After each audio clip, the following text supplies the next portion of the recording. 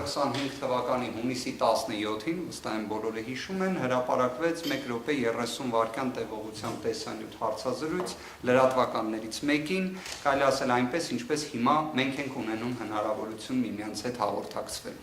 Նշված հարցազրույցում 30 վայրկյան բովանդակությամբ Սամվել Կարապետյանի կողմից որպես իր մտահոգություն եւ ես կարծում եմ նաեւ օբյեկտիվ մտահոգություն բարձրաձայնվեց եկեղեցու շուրջ ստեղծված իրավիճակը եւ դրա վերաբերյալ իր պատրաստակամությունը նաեւ եկեղեցուն պաշտպանելու։ Կարելի ասել բառերի ձևակերպումների հետ կապված վստահ եմ հարցեր կլինեն դրան կանդրադառնանք, բայց եկեք մի բան արձանագրենք։ Ի տարբերություն այլ աղմկահարույց դեպքերի, քրեական գործերի, որոնցից շատերը դուք լուսաբանել եք, բարեխեղճորեն եք լուսաբանել, այս գործը մի առանձնահատկություն ունի։ Այստեղ ընդհանրապես քրեական գործ չկա։ Քանի որ այստեղ մեղսագրվում է արարք, որը ենթադրում է հստակ իշխանության զավթման կոչ, մինչդեռ տվյալ դեպքում ընդհանրապես առկա չէ որևէ կոչ։ Այսինքն քրեական գործ կոչին վերաբերող կոչի բացակայության պայմաններ։ Սա իրավական աբսուրդ է, բայց իհարկե աբսուրդը ունի ակունք, որտեղից ձևավորվեց այս իրավական աբսուրդը։ Կարծում եմ կրկին բոլորս շատ լավ հիշում ենք, թե ինչ սկսեց կատարվել 2025 թվականի հունիսի 17-ին։ Մենք տեսանք ինչպես գործադիր իշխանության ղեկավարը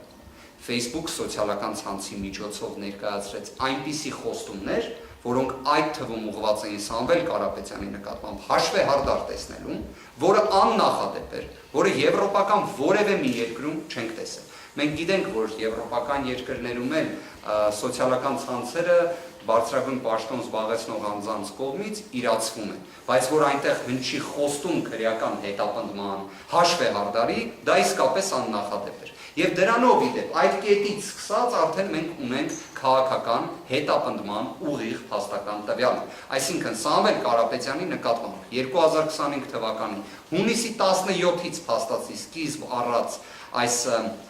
գործընթացը ճակերտներում, որը վերածվեց քրեական հետապնդման, հանդիսանում է քաղաքական հետապնդում։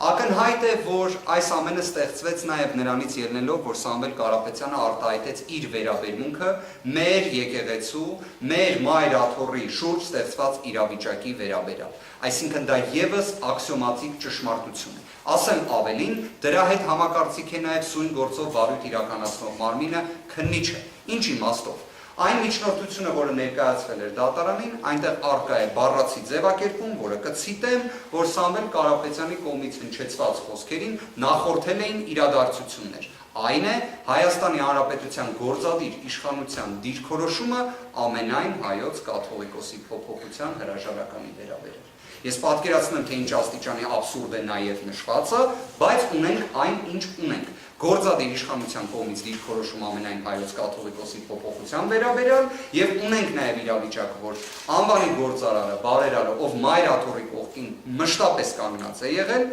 հետապնդվում է իր կողմից եկեղեցուն պաշտպանելու հայտարարության համար։ Ես իհարկե ուզում եմ նաև շատ կարճ ընդգծեմ, թե ինչ զարգացումներ տեղի ունեցան այդ ժամանակահատվածում քրեադատավարական իմաստով, իմ գործընկերների կողմից, փաստաբանական թիմի կողմից անհապաղ ներկայացվել էր հատուկ վերանայման բողոք, այլ կերպ ասած վերաքննիչ բողոք, որը շատ սեղմ ժամկետներում, չափազանց սեղմ ժամկետներում ուղարկվում է գործի նյութերի հետ միասին վերաքննիչ քրեական դատարան։ Վերաքննիչ քրեական դատարանը ունի, եկեք պայմանական ասենք, 20 դատավոր։ Այդ 20 դատավորներից 19-ի վերաբերյալ կարելի է ասել, որ նշված դատական ակտը այն է միջին ծանրության ենթադրյալ արարքի համար կալանքը որպես խափանման միջոց ընտրելը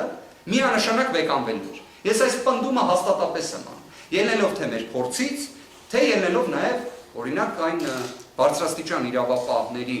հայտարարություններից, որոնք հնչում են ընդհանրապես խափանման միջոց կալանք եւ միջին ծանրության ենթադրյալ հանցանքների դեպքերով։ Բայց կար մի դատավոր, որի վերաբերյալ իհարկե ունեինք վերապահում եւ կարծում եմ ամբողջ մասնագիտական հանրույթը ունի այդ վերապահումը։ Դա դատավոր Արմեն Դանիելյանն է։ Եվ Սամվել Կարապետյանի գործով ներկայացված բողոքը իհարկե պետք է մակագրվեր Արմեն Դանիելյանին, քանի որ այլ դատավորի չէր կարող դա մակագրվել։ Քանի որ մենք խոսում ենք քաղաքական հետապնդման մասին, տրամաբանությունը պետք է լինի դրա շրջանակներում։ Բայց ինչ է տեղի ունենում։ Այն բողոքը, որը ներկայացնում ենք եւ մակագրվել էր Արմեն Դանիելյանին, մեր կողմից ընդհանրապես հետ է վերցվել։ Քրեական դատավարության օրենսգիրքը նման դեպքերում ակնկալում է դատավորից անհապաղ կարճել վարույթը համապատասխան։ Ինչ է լինում այս դեպքում կրկին հիշելով, որ մենք գտնվում ենք քաղաքական հետապնդման իրավական ռեժիմում ճակերտներում, Արմեն Դանիելյանը իհարկե անհապաղ չի կարճում, սպասում է ինչին,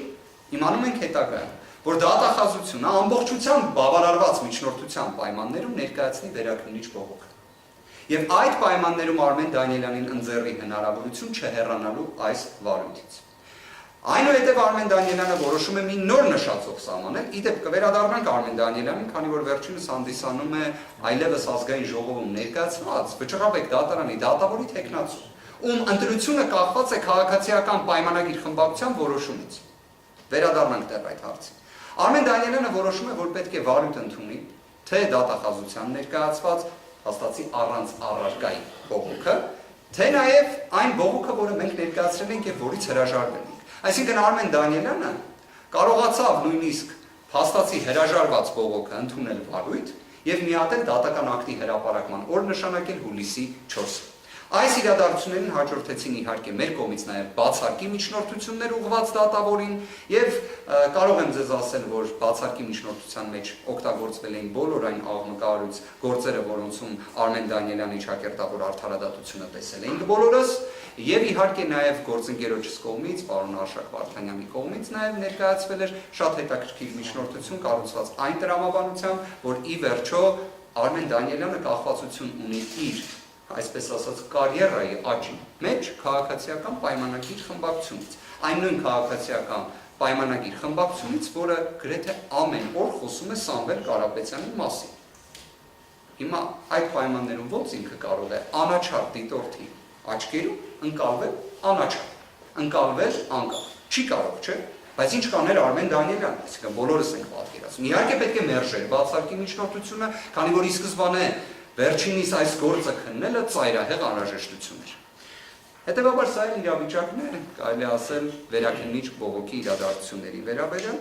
Ես կարող եմ նաև ուղղակի առիթից օգտվելով, քանի որ մենք գտնվում ենք ներկայումս Dalma Garden Mall-ի տարածքում, վստահ եմ նաև տեղյակ եք, որ երեք եւ նախորդող օրերին Սամվել Կարապետյանի լուսանկարների նկատմամբ եւս իրականացվում է իրավական մաքսիմալ ռեպրեսիվ գործողություններ։ Օրինակ պարզվեց, որ այնպիսին է իրավիճակը, որ ոչ միայն Սամվել Կարապետյանը պետք է ապօրինի կալանավորված լինի, այլ նույնիսկ իր լուսանկարները եւս բերման են ենթարկվում եւ այնուհետեւ կալանավորվում են, որտեղ բառացիորեն եմ ձեզ ասում, լուսանկարները օրինակ այս շենքի վրա փակցված, ոչ միայն եկել էին մի խումբ ոստիկանների, քաղաքապետարանի աշխատակիցների հետ, կարծես ամենակարևոր հարցն էր, ոչ միայն այսպես անհասկանալի իրավական հիմքերով միջամտել էին այդ ամենին, այլ նաև հետագայում կալանավորեցին նաև լուսանկարներ։ Կարծես թե հանրության շրջանում արդեն տարածվում է այն կարծիքը, որ լուսանկարներն են միգուցե վախենալու, թե ինչ, այսինքն այդ ինչ վախ է առաջացնում անձի լուսանկարը, ես այդ կարծիքը լսել եմ ու անկեղծորեն կրկին ամփոփելով եւ կլսեմ ձեր հարցադրումները, մենք կարող ենք նույնիսկ պնդում կատարել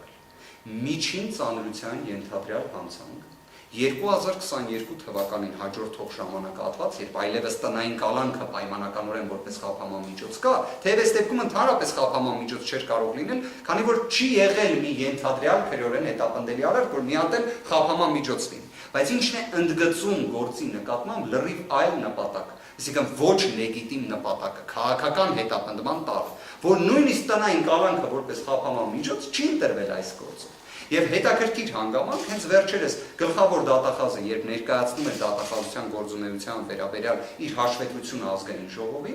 ներկայացրել էր նաև Վճռաբեկ դատարանի վերջերս ընդունված մի նախադեպ, որտեղ ուղիղ գրված է, որ տնային կալանքին միշտ պետք է նախապատվություն տրվի, հատկապես նաև միջին ծանրության ենթադրյալ հանցանքների դեպքերում, քանի որ հակառակի, այսպես ասած, հավասարակշռումը շատ բարդ է մեղմ ասած հիմնավորել, շատ բարդ է։ Բայց այս դեպքը կրկին դրանից էր բացառություն հանդիսանում։ Իդեպ ամբողջ այս քրեական ճակերտներում հետապնդումը, ակնհայտ ապօրինի հետապնդումը սկիզբ է առել գլխավոր դատախազի կողմից ներկայացված հաղորդման հիման վրա։ Մասնագիտական հանրությունին իսկապես կարծում եմ դա եւս շատ հետաքրքիր կլինի, քանի որ ես ինքս նման դեպք չեմ հիշում, որ գլխավոր դատախազը հենց ինքը հաղորդում ներկայացնի, ոչ թե հետապնդումը հանդիպի, այլ հենց հաղորդում ներկայացնի։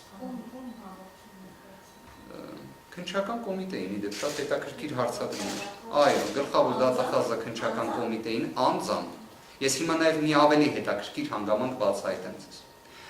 Մասնագիտական հանրույթի համար շատ հստակ է թե ինչը իրենից է ենթադրում, այսպես ասած կալանքը որպես միջնորդություն ներկայացնելու շրջանակներում հիմնավոր կասկած։ Հիմնավոր կասկածը դա այն տվյալների համակցությունն է, որով փորձում ես հիմնավորել անձի ենթադրյալ առնչությունը իրեն կատարված կամ մեղսագրվող